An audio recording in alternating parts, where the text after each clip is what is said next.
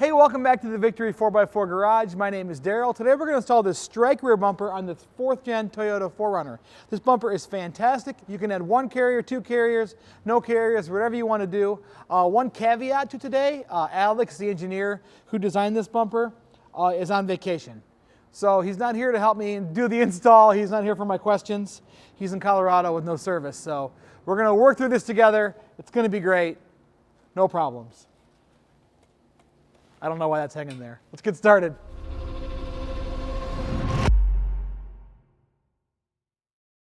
So first thing, if you have one of these mud flurps here, we're going to have to get rid of the mud flurp. So it looks like probably 10 millimeter or a Phillips screwdriver there. We're just going to start pulling screws until this comes apart. So one there, one there. One there that's missing, one there that's missing, one in here.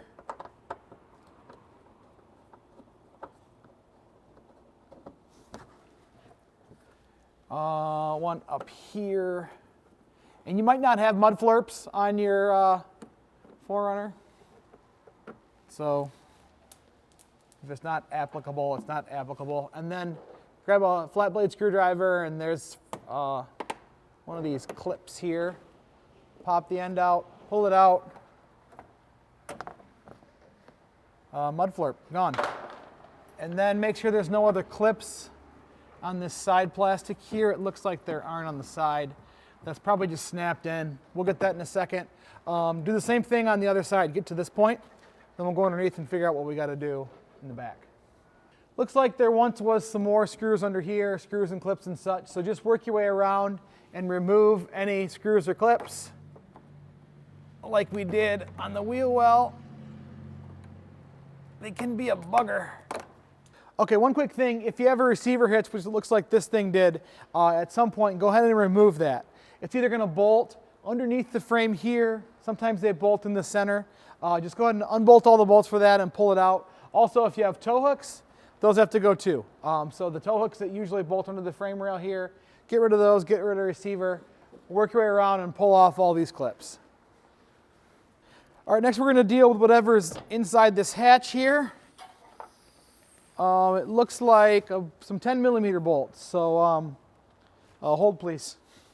Okay, so 10 millimeter socket, and we're going to pull out all of these bolts that go back here. It looks like also at one point there was some clips or some such thing there.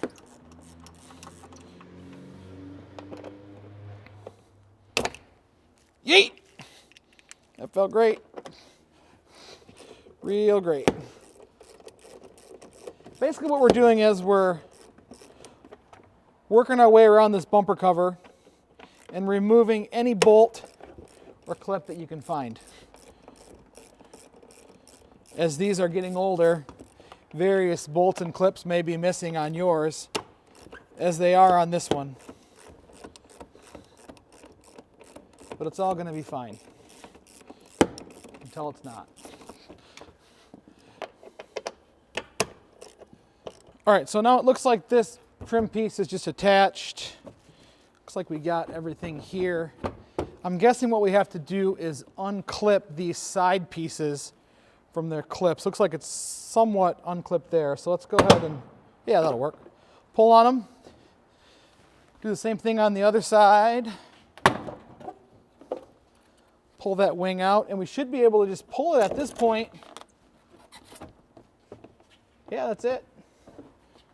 These are just reflectors, so no, well, reflectors in the US. If you're somewhere else, you might have wires there, but let's get rid of this. One more thing, these side clips, plastic clips for the bumper cover have to go too. Same 10 millimeter socket, or you could use a Phillips on these.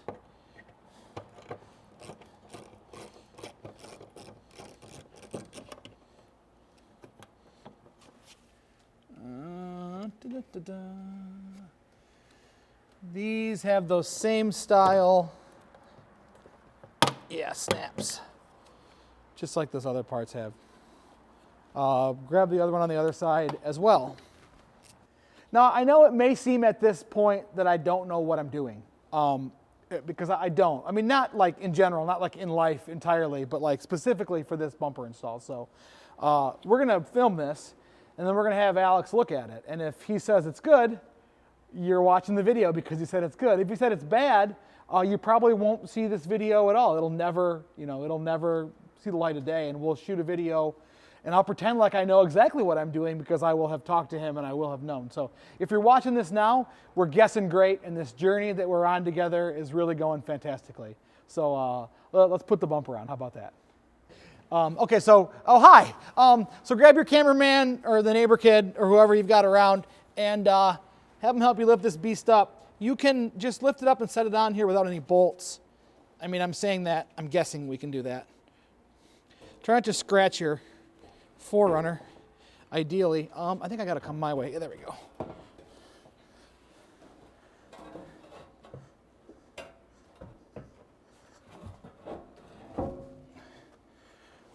There it be. So we can set it here like this, I assume, and then we're going to go up and we're going to put some bolts in the bottom of it. So let's do that. So one place I screwed up, you want to put these cube lights in before you lift the bumper on here because you can't get to them because there's a cross member in the way. So cube lights first. On some of these brackets, depending on the lights, these might come pre-installed.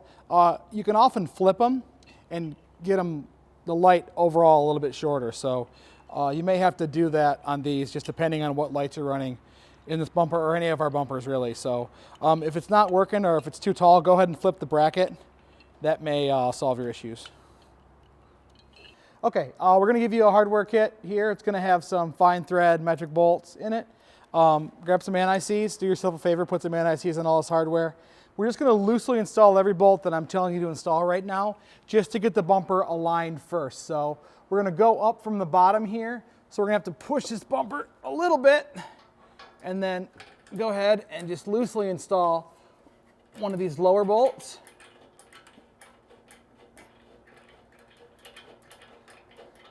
On this side, and then we'll do the same on the other side just to get those wings started. Once you get one each in the bottom there, you should be able to line these four up. Same bolts.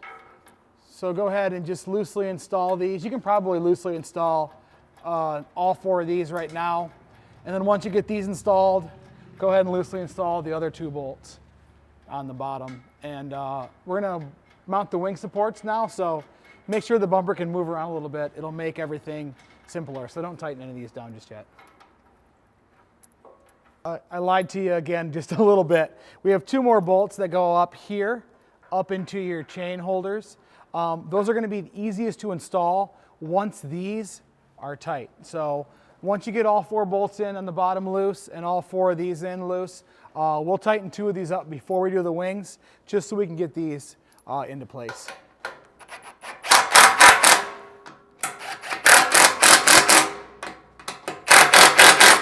Once you have those snugged up, you should be able to install these from underneath.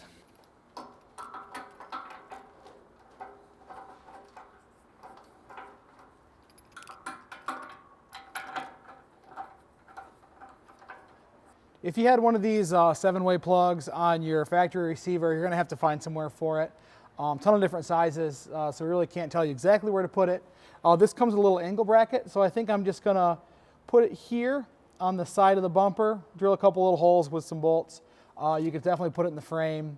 You could put it really anywhere. Just note that if you hide it up here, you might need an extension for your trailer. Your trailer lead might not be long enough. But I'm just going to take this little guy, drill some holes, and put it right there. Your mileage may vary on where that fits. Now we're going to install these wing brackets. This is the driver side one. So if you can see this orientation, the way it tapers, and all of that.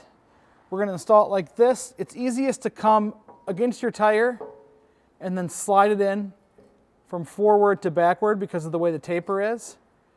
And then in your bolt pack is going to be some metric flange head bolts like that. Little anti-seize on the end of them. And then just start by loosely installing those from the bottom. You can do two of them from the bottom first. Just get those started so it'll hold it. And then in your pack is going to be some of these, looks like 3/8 standard bolts, washers, and flange nuts. So one of each, bolt, washer, flange nut, and you're going to go and install these on the bumper. So you can put these through any way. It doesn't matter if you push the bolt through the back or the front, whatever is easiest for you. So go ahead and grab this flange head nut, 9/16 end wrench, pop it in there like that, and then we can slide it in from the back, and then go ahead and take, slide it in from the back. Oh, sorry, I'm a pervert. And so we're going to slide it in here like that so we can see it in the slot, and then we'll push our bolt through, and then we can just get it threaded in loosely there.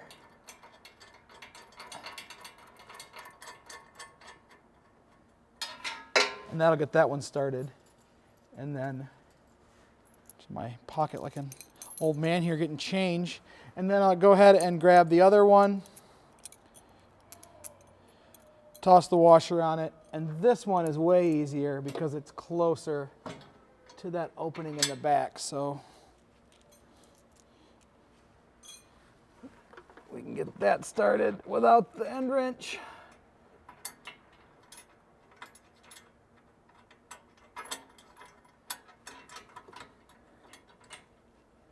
All right, get all of that started, and then take your last 2 metric bolts, these guys, and go in from the holes on the side. If yours are not covered in rust, that is. If you leave everything loose, it's going to make this a ton easier to line all of this stuff up. But you can always use the bolts if you're having issues. Like for instance, these holes right here are a little low of where I need them to be. So if I tighten these bolts up, then I'll be able to get to those other holes. Just little tricks. So once you get all of these bolts in, go ahead and do the same thing on the other side. Once all the bolts are in, we'll go through and tighten them up, and I'll give you torque specs for most of them. While I'm installing the wing on this side, there's something I forgot to mention.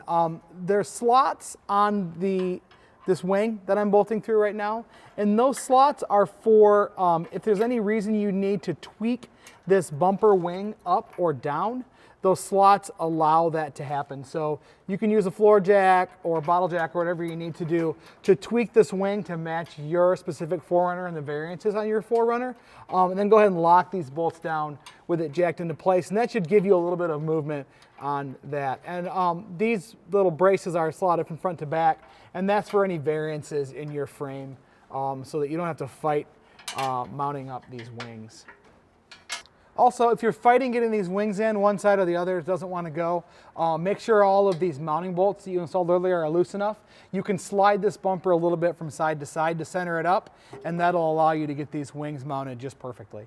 All right, once you get all the bolts installed, you can kind of snug them, and that'll tell you where you are as far as everything being even and level, making sure it looks great on your 4Runner. At this point, if anything needs to be tweaked, there's some ways you can do it. Like I said, there's some slots in these wing supports that you can use to tweak those wings. You can kind of strategically hide some washers underneath any of these brackets, any of these bolts between the bracket and the frame. That'll change the way things are. That'll tweak a little bit. You can play with it. There's older vehicles, so there's going to be a lot of variance in how things fit. So make it fit exactly the way you want it, and then we're going to go ahead and torque everything down. These larger fine thread metric bolts, all these get torqued to 60 foot-pounds. Make sure you get them all 60 foot-pounds on those. All of these smaller bolts, 20 to 25 is fine. You're gonna have a hard time fitting a torque wrench in a lot of those places. Just snug them up tight. That's not super important. These all carry the weight of your receiver. These are important, 60 foot-pounds for all of these.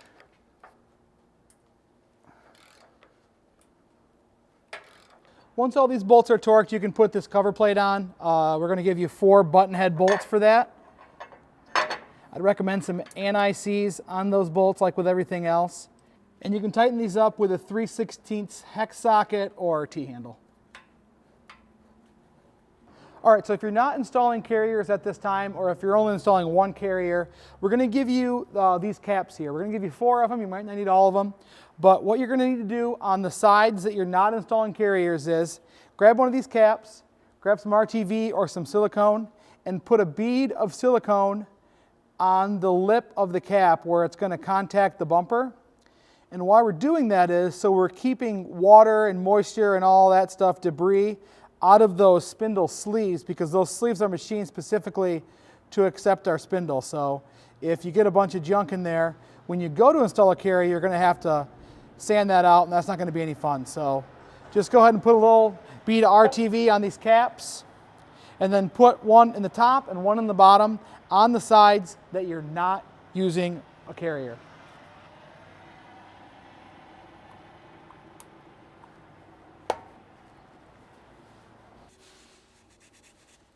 And then maybe clean off the excess RTV, maybe. Some people like to put RTV on like lightly and subtly. I like to just be coated in RTV by the time I'm done. How do you know you've done anything unless you have RTV all over your body? RTV and anti-seize. All right, so this step is optional. You can see there's kind of a gap there between the body and the bumper. We can use this factory bumper cover to kind of cover that gap. It's not going to be perfect, but we can do our best. So I'm just going to start grabbing some masking tape and make my cut lines. And you can do these cut lines really however you want. You can experiment with it. Obviously cut less so you can cut more away if you need to, and just kind of fit it up there. But we're just going to kind of guess at it right now. And these radiuses are going to be totally different on our bumper based on this. So we'll see how it works out here. But I'm just going to kind of arbitrarily make some test cuts, and then we'll see how it lines up. I'm going to use this step down here. I'm going to see if we need to keep it or not. So I'll cut on this inside edge of this tape line, and then if that doesn't fit, we'll just keep cutting and sanding until we kind of get it where we want it.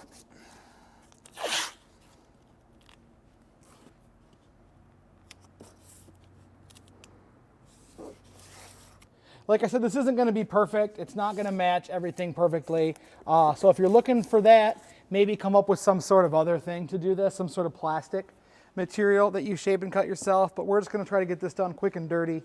My tool of choice to cut this stuff is a 4-inch grinder with a cutoff wheel. You can use a Sawzall, you can use a scroll saw, you can use a Dremel, whatever you want, whatever you're comfortable with. But this seems to make a nice quick cut. So this is what I'm going to try to use for my first cuts anyway.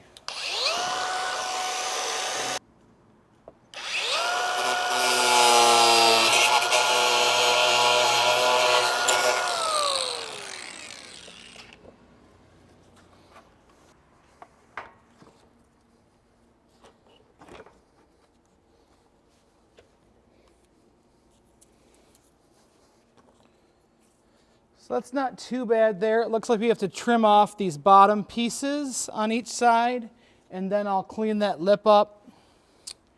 And that should do a decent job of covering that hole. So I'll clean this up with a flap wheel. We'll knock those off, and then we'll see how it fits.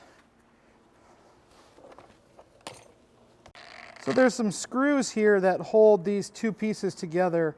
We'll try to keep those, but if we can't, we'll just cut them off and then use that and the screw into the body to hold everything together.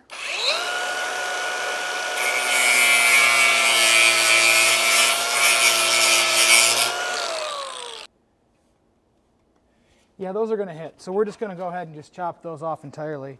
And there's a little clip here that'll hold it together, and then the screw itself to hold it together. So I don't think we need them.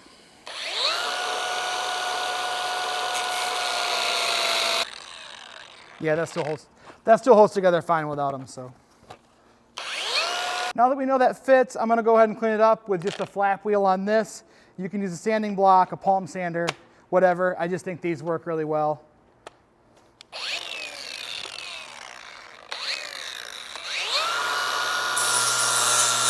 All right, you get the idea. You can spend as little or as much time on this as you want, but this is looking pretty good.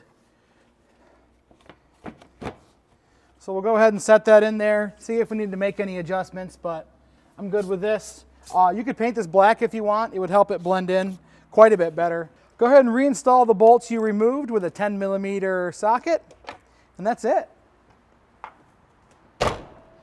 If you're installing the adventure carriers, go ahead and check out the install videos on their product pages. If you have any questions about this install or any install here at Victory 4x4, give us a call, 269-459-8447, or email us at info@victory4x4.com. Thanks for becoming part of the Victory 4x4 family. Thanks for watching, and we'll talk to you later. And if you're wondering why I changed my shirt, it's because I got RTV all over the other one because I'm a giant slob.